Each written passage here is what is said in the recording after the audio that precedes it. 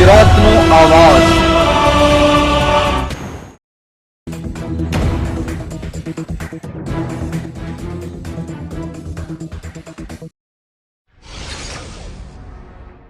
Pre મોન્સૂનની કામગીરીમાં ભરૂચ જિલ્લાના આમોદ નગરપાલિકા નિષ્ફળ રહી હોવાના આક્ષેપ સાથે આમોદ શહેર યુવા કોંગ્રેસના પ્રમુખ કેતન મકવાણાએ નગરપાલિકાના સિટી એન્જિનિયરને આવેદનપત્ર પાઠવી રજૂઆત કરી।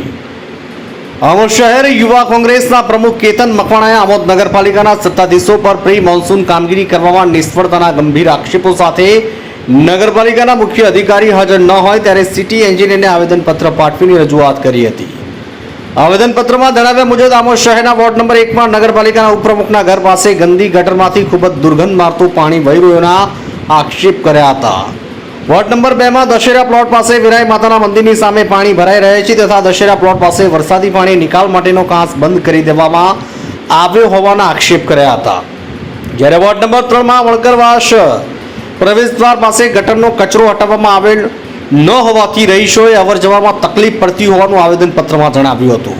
આજ રોજ જંબુસર વિધાનસભા યુવા કોંગ્રેસ તેમજ નગરપાલિકાના વિપક્ષના સભ્યો દ્વારા આમોદ નગરમાં ભ્રષ્ટ ભાજપ શાસિત નગરપાલિકા દ્વારા પ્રી મોન્સૂનમાં જે નિષ્ફળ કામગીરી રહી છે જેના કારણે આજે અમે રજૂઆત કરવા અહીંયા આવેલા, તે છતાં અમે ચીફ ઓફિસરને રૂબરૂ વાતચીત થઈ હતી। તેમને અમને મૌખિક કીધું હતું કે સોમવારે હું 3 વાગે આવીશ, તે છતાં પણ અહીંયા કોઈ હાજર રહ્યા નથી। અહીં આમોદ નગરમાં જોવા જાય તો ઘણા એવા વિસ્તારો છે, દરેક વિસ્તારોમાં તમે જોઈ શકો છો ખૂબ ગંદકી ફેલાઈ છે, ગંદકીઓનું સામ્રાજ્ય છે, મચ્છરનો ઉપદ્રવ પણ ખૂબ વધી ગયો છે, રોગચાળો ફાટવાની પણ સંભાવના છે। આમોદ નગરના જે સ્થાનિક દરેક વોર્ડની અંદર જે સ્થાનિક ગટરો સાફ સફાઈ કરવાની હોય છે તે સાફ સફાઈ પણ કરવામાં આવેલી નથી। જે મુખ્ય ગટર લાઈનો છે, આમોદ તિલક મેદાનમાં જે 29 તારીખના રોજ જે વરસાદ પડ્યો હતો, નદીઓ 7 મીમી વરસાદની અંદર પણ તમે જોઈ શકો છો કે અહીંયા આગળ ઘૂંટણસમાં પાણી ભરાઈ ગયા હતા।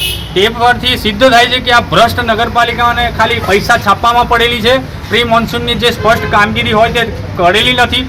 તેમજ આમોદ નગરમાં જે વોર્ડ નંબરની વાત કરીએ તો આપણે વેરાઈ માતાનું મંદિર આવેલું છે દશેરા પ્લોટ પાસે, ત્યાં પણ આજે જોઈ શકો છો કે ખૂબ પાણી ભરેલું છે। કોઈ શ્રદ્ધાળુએ પણ ત્યાં જવું હોય તો ગંદકીનો સામનો કરવો પડે છે।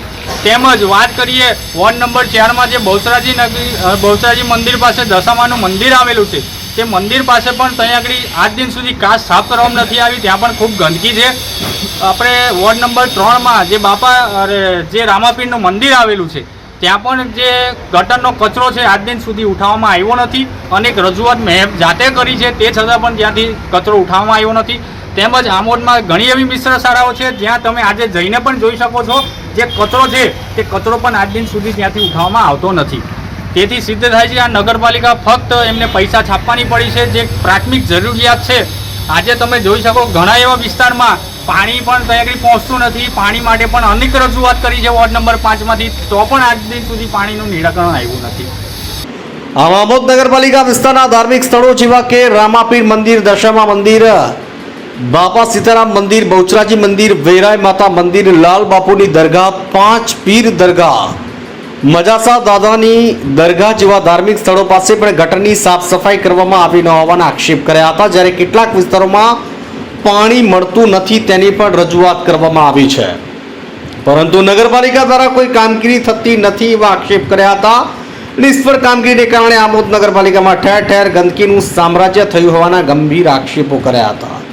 મચ્છરોનો પણ ઉપદ્રવ વધી રહ્યો છે અને મોટા રોગચાળાનો ભય નગરજનો અનુભવી રહ્યા છે એવું આવેદનપત્રમાં જણાવ્યું હતું।